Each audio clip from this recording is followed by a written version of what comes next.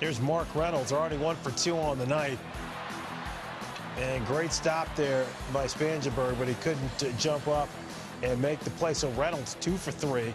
And this guy, a couple of home runs. Phil, how did this guy not have a job at the beginning of the year? I don't know, and I'd like to question most of the front offices around baseball, because what Mark Reynolds was able to do last year was pretty amazing, and what he's been doing for his career. So we take a little look at Mark Reynolds and what he's been able to do.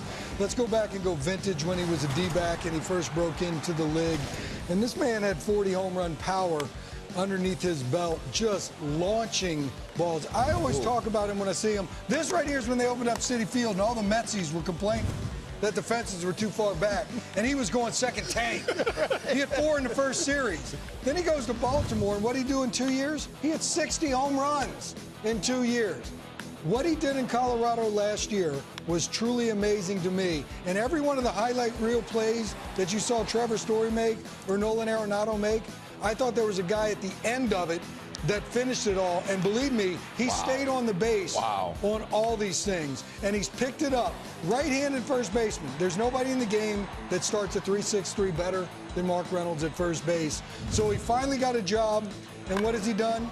He has two homer games, so that's 4. Yes, if you're doing math at home with me. Yes, sir. And he's just launching baseballs. And this picking ability that he has at first base, Turner, you better go thank him, because he made that look easy. He digs this thing out of the dirt. This man is a baseball player, and more important to me, he is a big league baseball player. And I have to question a lot of front offices out there. This man went 30 and 90 last year for the Colorado Rockies. And if the Colorado Rockies did not have him, even with Arenado and what Blackman did in center field, they don't make the playoffs. This dude can play. So why was he out there? Why was he sitting through spring training? And why did he finally have to accept a minor league deal to go say, hey, I can play?